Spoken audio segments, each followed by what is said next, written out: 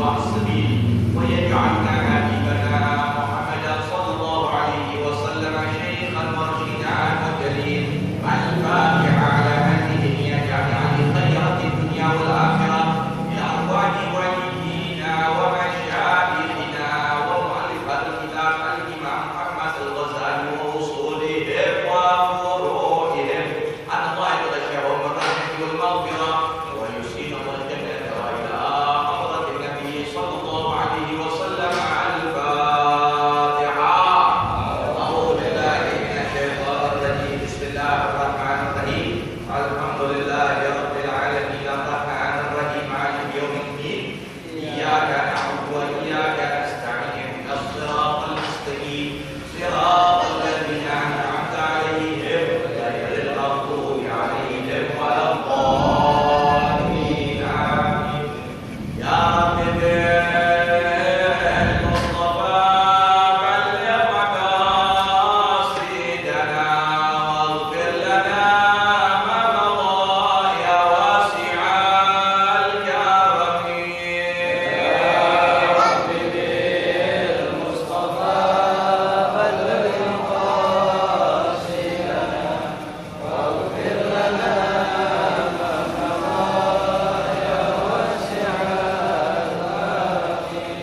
هذا الذي ملا قلبي محبته، هذا الذي صدر من عجله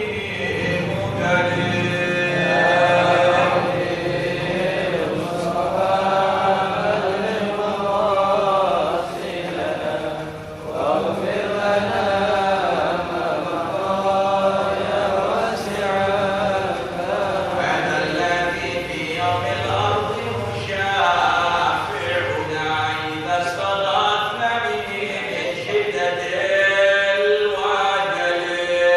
يا رب بالمصطفى بلغ مقاصدنا واغفر لنا ما مضى يا واسع الكرم. نرجو من الحكيم غفران سالاتنا مع الرضا وحلول الخلد والملل.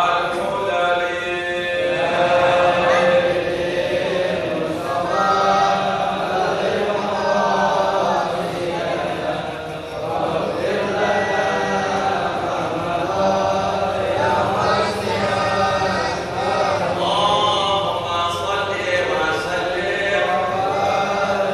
بسم الله الرحمن الرحيم. اللهم صل وسلم على سيدنا محمد الفاتح لما أغلق الخاتم لما سبق الناصر الحق بالحق والهادي إلى صراطك المستقيم وعلى آله وصحبه حق قدره ومقداره العظيم. اللهم أخرجنا من ظلمات الوهم وأكرمنا بنور الفهم وافتح علينا بمعرفة العلم وحسن أخلاقنا بالحلم وسهل لنا أبواب فضلك وانشر علينا من خزائن رحمتك يا أرحم الراحمين. بسم الله والحمد لله والصلاة والسلام على رسول الله سيدنا ونبينا محمد بن عبد الله وآله وصحبه ومن والاه ولا حول ولا قوة إلا بالله. أما بعد. Para hadirin hadirat jamaah Majelis Ta'lim Masjid Jami' Baitur Rahman yang berbahagia, disyukur kita panjatkan kehadirat Allah Subhanahu wa taala yang telah mengumpulkan kita kembali dalam rangka menuntut ilmu Allah, ilmu Rasulullah sallallahu alaihi wasallam. Melanjutkan kembali pembahasan dalam kitab Bidayatul Hidayah pada halaman 9 dengan baris kedua dari bawah dengan bacaannya wa inda dzalika. Ya, dan terjemahan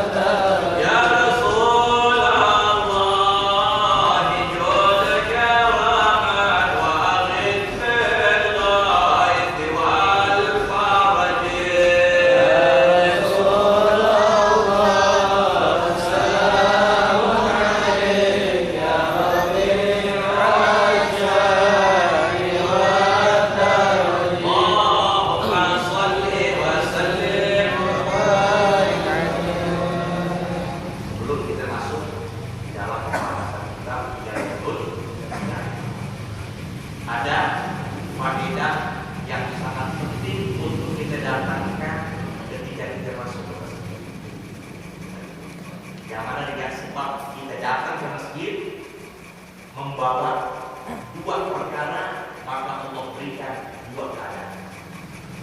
Nabi menyatakan suatu hadis sahihnya, maka ada domun ibeti min buyutillah.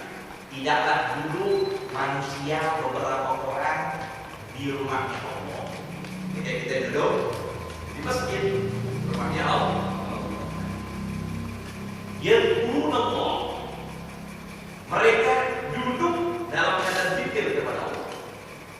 Dan meliputi zikir itu adalah kita ta'alluq bertahlim. Kita belajar, mengaji dan mengajar. Termasuk di dalam aku zikir kepada Allah. Maksudnya apa? Satu sama lain saling aktif. Si guru menerangkan, maka si pendengar pun diam dengan pasang telinga, dengan dia mencatat, dengan mungkin dia bakal bertanya. Tujuannya atau ketika lagi zikir, ada pengajian seperti di masjid ini, masya Allah banyak kegiatan kan? Pada malam Jumat, dia datang bersama-sama, mengangkat suaranya untuk zikir, ya, bukan nunduk tidur, ya. Tujuannya pertama. Lalu yang kedua, yuriduna bidzalika wajha. Yuriduna bidzalika, mereka datang pertama aktif dan semata-mata mengharap ridho Allah. Seperti kita datang ke sini pakai niat. Niatnya untuk apa? Untuk Allah ridho kepada kita, untuk Nabi ridho kepada kita.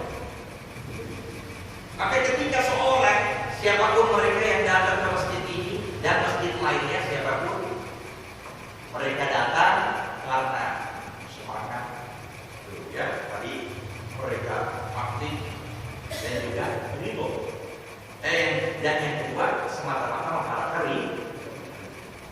Maka disebut kali itu illa ghafara lahum, mereka Allah ampunkan segala dosa. Kita keluar di sini sudah dirontokin dosa-dosa kita.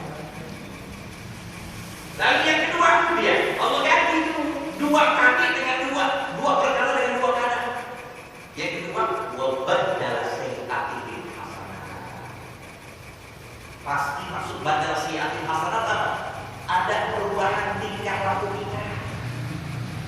Yang asalnya kurang dewasa, yang asalnya sembrono, yang asalnya ya pakai nafsu segala, ada mulai itu kedewasaan timbul, mawas diri, ya, lalu sabar. Nah ini perubahan tingkah laku lantaran sebab kita menghadiri majlis-majlis taklim. Tapi kalau keadaan kita datang kosong, nggak ada dua. Yang pertama kita datang kosong dari apa tadi? Semangat. Datang cuma udah ngikutin aja dah, ngikutin orang aja. Itu doang. Ya, ngikutin orang aja, duduk doang aja.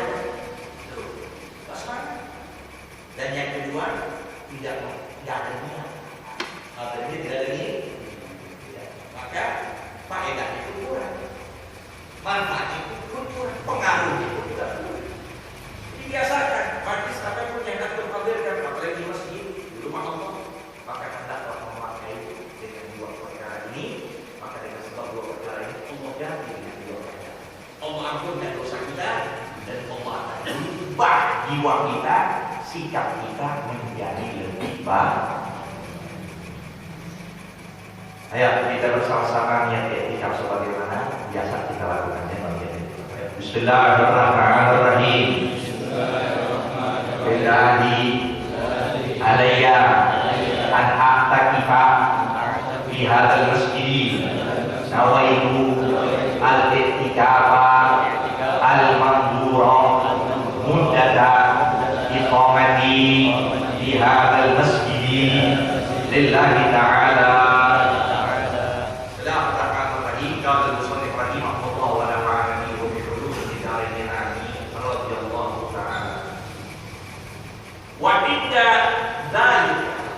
Dan ketika yang demikian itu, ya, pada pertemuan terakhir kita bicara orang yang hadir ngaji kemana-mana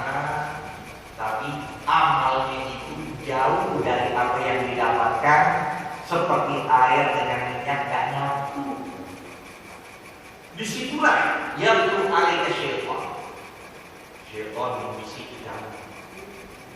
Syaitan itu, ya, syaitan itu dekat sama kita.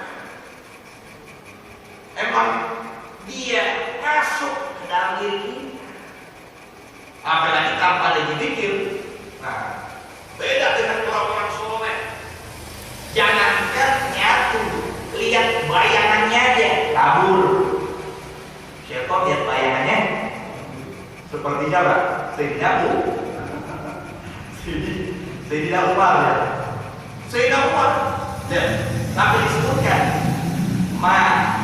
salaka Umar fajjan ila salaka syaitan fajjan akhar. Tidaklah Sayyidina Umar masuk ke suatu gang, suatu jalan kecil, mereka syaitan masuk ke gang yang lain. Inna syaitan yafir min dhilli Umar. Syaitan itu kabur dari bayangannya Sayyidina Umar. Yang keempatnya ya, orang yang sudah dekat kepada Allah, maka seluruh apapun akan jauh dari itu. Dalam hadis lagi menyatakan inna syaitan yaqibun ala qalbil abdi. Syaitan itu bersemayam di hati seorang hamba. Bersemayam. Faidadah kalau Allah khalas. Tapi kalau sudah dia sebut Allah, dia selalu zikir kepada Allah, maka dia akan kabur. Akan diberi dia pergi. Tapi wanita tohak kalau dilalai was-was lahu, bikin was-was lah, bikin bisa lah. Nah, dibisikin lagi gitu, dibisikin oleh syaitan. Kita ngaji kemana-mana, syaitan terus takut itu, dan dia akan bisikin, akan melalui kita, goda. Apa yang dilakukan? Apa yang dibisikkan? Oh, belajar ilmu, utamakan ilmu. Syaitan membisikin kita, udah nuntut ilmu, amal belakangan. Cari ilmu dulu, amal belakangan aja. Nanti aja. Darajat ulama dan kedudukan para alim ulama.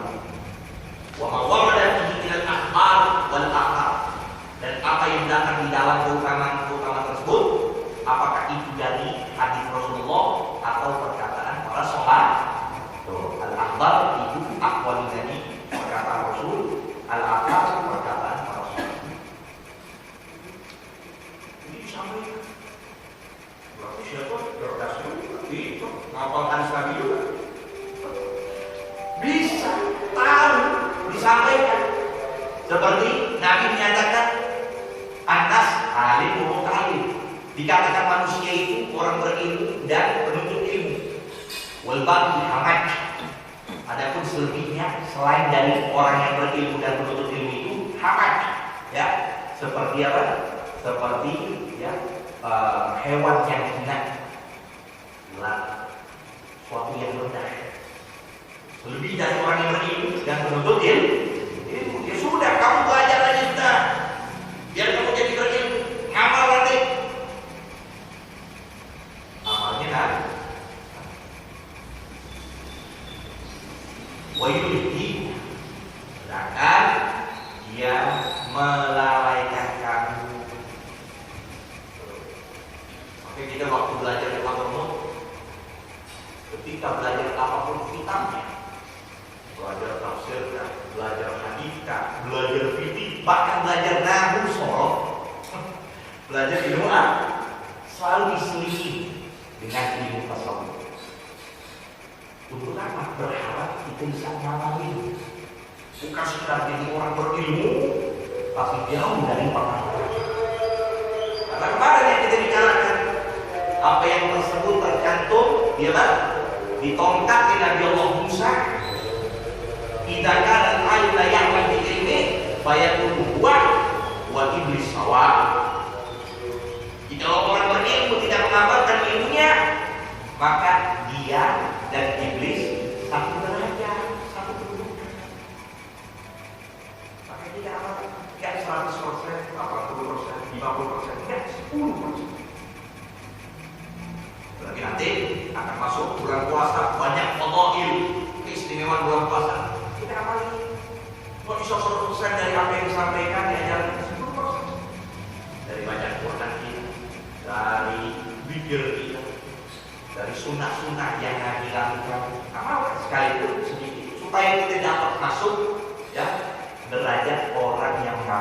ilmu. Jika Nabi sallallahu alaihi wasallam apa yang membuat syaitan melalaikan kamu dari sabda Rasul, manisdada ilman. Siapa orang yang bertambah ilmu, setiap hari ngaji kan tambah ilmu kan? Walau dia sudah muda, tapi tak bertambah amalnya, petunjuknya. Ya, kemarin kan kita udah bahas Imam Ghazali memberikan definisi hidayah apa itu? Samaratul ilmu. Arti hidayah adalah buah ilmu, yaitu dengan mengamalkan. Amalin ilmu itu buah pohon yang kita ada, tapi harus berbuah. Maka disebut al-ilmu bila amal, kasyajar bila tamak. Ilmu tanpa dia amalkan, layaknya ibaratnya seperti pohon tanpa buah.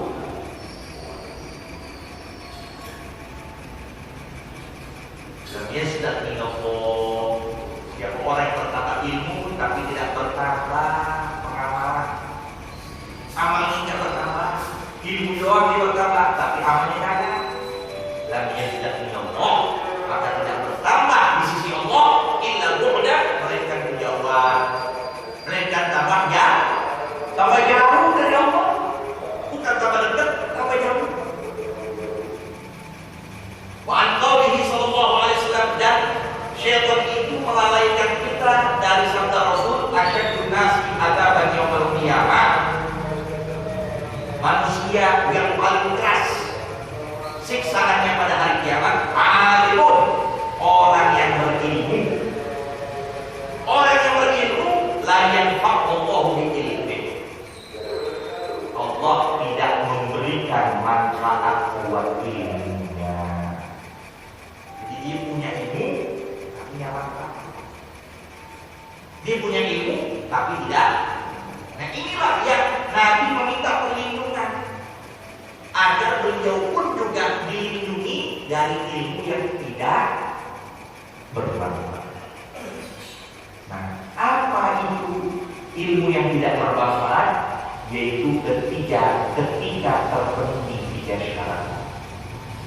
Dikatakan ilmu tidak bermanfaat ketika terpenuhi 3 syarat. Yang pertama, ilmunya tidak disertakan dengan amalnya. Ilmu yang tidak bermanfaat, ilmunya tidak disertakan dengan amalnya. Itu dikatakan pertama, ilmu tidak bermanfaat. Yang kedua, dia mencari ilmu yang tidak diizinkan dalam agama. Agama mengharamkan di dalam menuntut ilmu tersebut. Itu yang dikatakan tidak bermanfaat. Seperti apa? Ya, dia mempelajari ilmu sihir. Dia pelajari ilmu sihir apa? Biar bisa nyihir orang. Ya, bukan aneka ragam dipelajari. Ini termasuk ilmu tidak bermanfaat. Tapi kalau ilmu dia pelajari tentang ilmu falak, yaitu berkaitan dengan perbintangan, yang dengan sebabnya dia tahu arah kiblat, yang dengan sebabnya dia tahu masuk dan keluarnya waktu sholat, nah maka itu dikatakan bukan ilmu bermanfaat karena diizinkan dan dianjurkan. Yang pertama, ilmu yang tidak disertakan bermanfaat. Yang kedua, yang tidak diizinkan, tidak dibolehkan. Dan yang ketiga, ma la yu'adzibul akhlaq. Ilmu yang kita pelajari tidak manfaat, yaitu ilmu yang tidak mendidik akhlak kita. Tidak mendidik ya budi pekerti kita. Semakin congkak, semakin sombong dengan ilmu yang kita punya. Kita belajar tentang masalah bidal perdebatan sampai bisa menjatuhin guru kita, niat menjatuhin orang. Belajar begitu tidak akhlak. Maka di situ termasuk ilmu yang tidak. Tapi ketika kita pelajari tanpa kita tawadhu, karena ilmu yang terpenting adalah adab kita. Bukan ilmu yang banyak, tapi adabnya kosong. Berarti ilmu tidak bermanfaat. Kita punya ilmu balik dari manapun, pondok, balik dari timur tengah, tapi sama guru setempat nggak ada yang hormati, nggak ada harganya. Nggak datang itu tempat-tempat orang-orang dulu yang kita ya, masih kecil kita datang. Kita merasa lebih cukup dari tempat kita belajar. Nah, sampai kita nggak datang ke tempat-tempat orang-orang dulu. Nah, disinilah menunjukkan ilmu yang kita belajarkan itu juga tidak bermanfaat. Makanya luar biasa. Kita lihat pada orang soleh. Seperti contohnya seperti apa? Ya Allah, ketika kita belajar di Korban tadi, itu Habib Umar bin Habib yang selalu datang ke Indonesia. Ya, kalaupun beliau ada di Maroko, beliau ada di Itali, nggak lepas tinggali matros berubah yang dulu Al-Fatih, guru kami Al-Fatih Syafii mengajar. Selalu ada. Duduk di depan baca kitab. Beliau baca kitab. Boleh dari Anda. Berarti apa? Ilmu yang mendidik anak. Maka disitulah ilmu yang bermanfaat. Kita dengan sebab itu kadang Al-Fatih berpikir inilah didikan kita. Kita pulang dari Al-Fatih, kita pulang dari Timur Tengah. Jangan lupa pengajian-pengajian dulu. Orang-orang soleh yang mereka datangi, kita datang. Ada di Kuitang, ada di mana? Di Al-Hawi atau di tempat-tempat lain di Jakarta, di Bogor, di Jawa dan sebagainya. Di situ ada tempat orang-orang mulia, orang-orang dulu. Mengambil itu perkara mereka. Berarti kalau kita belajar ilmu, mendidik akhlak kita, disinilah dikatakan ilmu yang bermanfaat. Nah, jadi kategori orang di sini dikatakan ilmu yang tidak bermanfaat, yang disebut tadi asyadun nasi adaban yaumil qiyamah alimun la yanfa'u. Manusia yang paling keras pada hari kiamat adalah orang kafir yang tidak Allah berikan manfaat ilmu. Wa kana sallallahu alaihi wasallam yaqul, dan adalah dari doanya Rasulullah. Doa, perbanyakin doa. Apalagi kita sekarang nih banyak musibah yang terjadi. Udah masuk penyakit, ya kan? Di antara penyakit apa? Corona. Kita tahu di kanker sekarang corona. Kanker atau sekarang corona. Maka Nabi sudah ajarkan kepada kita untuk mengambil sikap. Beliau nyatakan khairul umur awsatuha, sebagai perkara di tengah-tengah. Jadikan itu prinsip dalam kehidupan kita. Apapun, alhamdulillah mungkin setelah ini ada yang lebih lagi kita berlindung pada Allah dari segala penyakit. Ya. Apapun bentuk penyakitnya, musibahnya, khairul umur awsatuha, sebagai perkara di tengah-tengah. Kalau ada penyakit, kalau ada musibah, maka yang harus kita ambil sikap, pertama, jangan berlebihan. Menanggapinya, jangan berlebihan. Sampai kita pikiran, yang ada tambah sakit. Ya, yang ada lah, tambah sakit, jangan dipikir berlebihan. Tuh, kita pikir berlebihan, nih, ibu-ibu nih banyak. Pikir berlebihan, akhirnya hati kosong. Kalau sudah hati kosong, syaitan masuk. Ini jangan berlebihan, dan yang kedua jangan diremehin. Apa itu penyakit? Jangan berlebihan dalam memikirkan, dan juga jangan meremehkan. Tetap kita harus bawa sendiri, tetap kita harus perhatian, hati-hati. Tapi jangan berlebihan. Ya, pola ikuti aja Rasulullah. Apa sih yang kurang dari Nabi? Pola makan hebat, pola hidupnya hebat. Pola makannya ini bisa terlihat. Tadi Al-Fatih belajar ngajar di masjid Itu bicara tentang khilqah, posturnya tubuh Nabi SAW. Dikatakan karena Nabi baginan mutamasyikan. Nabi punya tubuh itu badannya lurus rata dari dadanya sampai ke perutnya. Kalau kita kebanyakan nongol,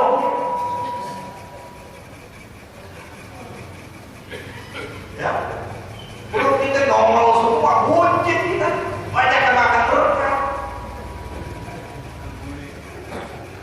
Alhamdulillah, siang, malam. Pola hidup dan pola makan yang Rasulullah. Kita lihat aja dari Rasulullah, lihat sama dengan dari postur tubuh Nabi sudah berbeda. Berarti menunjukkan pola hidup beliau amat sehat, pola makan beliau amat sehat. Dari situlah Allah sendiri menjamin untuk kita mengikuti Rasulullah. Dan karena lagu Rasulullah uswatun hasanah. Seperti apapun ikuti Rasulullah, sampai kebiasaan ikuti Rasulullah. Karena Nabi Allah utus untuk kita bukan urusan akhirat saja.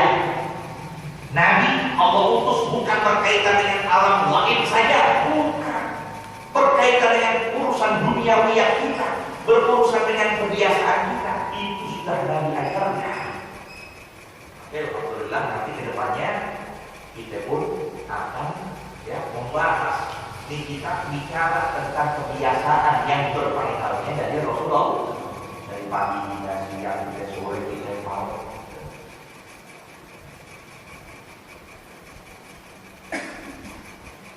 Doa yang Nabi selalu panjatkan, Allahumma inni a'udzubika min ilmin la yanfa'. Ya Allah, aku berlindung kepada kamu dari ilmu yang tidak bermanfaat. Tadi ketika terpenuhi 3 syarat dinyatakan ilmu itu tidak bermanfaat. Wa qalbi la yakhsha', hati yang tidak ada khusyuk. Di sini kalau sudah hati tidak ada khusyuk, timbul yang namanya al-qalbul qasih, hati yang keras. Kita doa, pikiran kita kemana? Karena Nabi menyatakan, Innallaha la yaqbal du'a qalbin ghafilin lahin. Allah tidak akan menerima doa dari hati yang lalai. Jadi kalau mau doa, hadirin hati, khusyuk kita dalam berdoa, sehingga tidak termasuk kita dari doa yang Nabi minta perlindungan agar dijauhkan dari hati yang apa? Yang tidak buruk. Wa amalin la yurfa, dan perbuatan yang tidak diangkat. Apa maksudnya perbuatan yang tidak diangkat? Yaitu ketika ada sifat kita tidak ikhlas dalam berdoa. Karena syarat diterimanya amal yaitu dengan ikhlas. Syarat diterima apapun amal, sholatkah, zakatkah, hajinya, puasa, apapun syaratnya harus ikhlas. Makanya dalam agama kita ini dikedepankan kualitas bukan kuantitas. Biar amal sedikit tapi ikhlas lebih utama ketimbang banyak, ya ikhlas. Maka Nabi menyatakan akhlisil amal yakfikal amal. Ikhlaslah kamu dalam berbuat, maka sungguh cukup amal kamu yang sedikit bisa menghantarkan kepada ridhonya Allah. Ikhlas. Sampai ada suatu kisah pengarang kitab Ratibul Hajat Al-Imam Abdullah bin Abi Haddad. Datang kepada beliau seorang ingin buat, ada keinginan dia mau bikin masjid. Ketika itu mau dibikin masjid, nah ini orang ini musyawarah kepada Imam Haddad. Dinyatakan dia Imam, bagaimana pendapat kamu? Aku bikin masjid. Kata Imam Haddad, gimana nanti mau ikhlaskan? Kalau ikhlas, bangun masjid. Kalau tidak, maka dijawab ikhlas jadi masjid.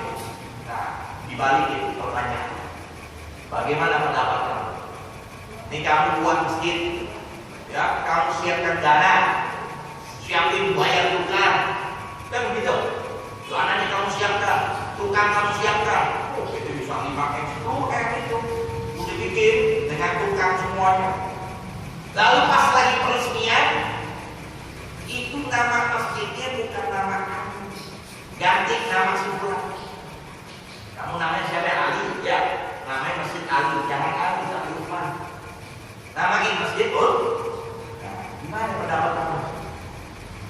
Maka dia langsung menjawab, wah, kalau begini mikir dulu kayak gimana?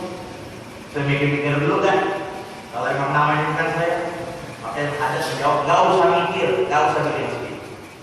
Karena niat kamu, sehingga ajan Umayyah tetap minal ardi bersama. Sesuatu apapun amal yang paling mulia naik dari bumi ke langit adalah sifat kalau ikhlas kita berbuat bakalan apapun bentuknya. Kita mau buat majlis taklim kan, kita mau buat perkumpulan kan, niat itu ikhlas.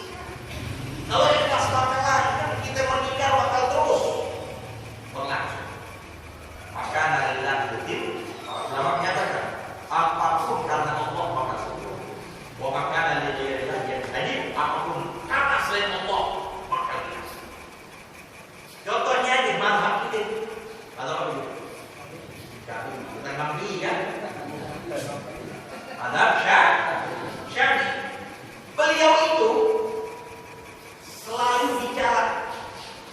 Ya, beliau menyatakan anna khalqa ta'allamu hadza al-ilma wa lam yursal ilayya minhu harfun. Aku berharap seluruh manusia belajar kepada ilmu. Aku berharap seluruh manusia belajar kepada ilmu. Tapi aku tidak berharap orang-orang tahu bahwa aku adalah guru mereka. Jadi itu bahwa gurunya bukan Imam Syafi'i. Ya, yang lainnya. Ucapan bukan ucapan aku, ucapan yang lainnya. Dan beliau pun menyatakan, ya, idza nadartu ahadan arju an yuzhirallahu al-haqqa ala yadihi. Kalau aku debat kepada orang, ini lagi debat kepada orang, aku berharap kebenaran ada di hadapannya bukan. Berharap Imam Syafi'i. Tapi selalu beliau yang unggul, selalu beliau yang menang dalam berdebat. Padahal harapannya kebenaran ada kepada orang yang sedang berusaha. Maka apa yang terjadi ya?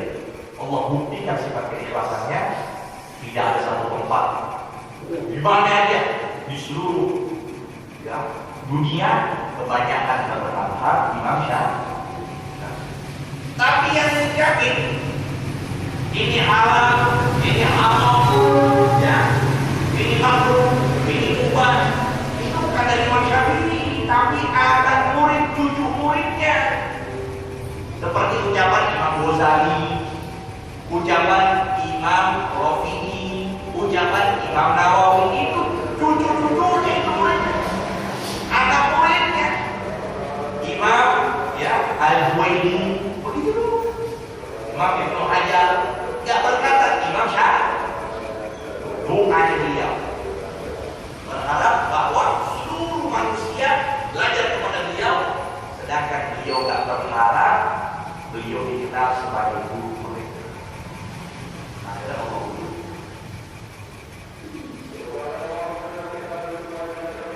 Ini yang antara doa Nabi, doa yang lain yusma, dan doa yang tidak didengar. Maksudnya apa?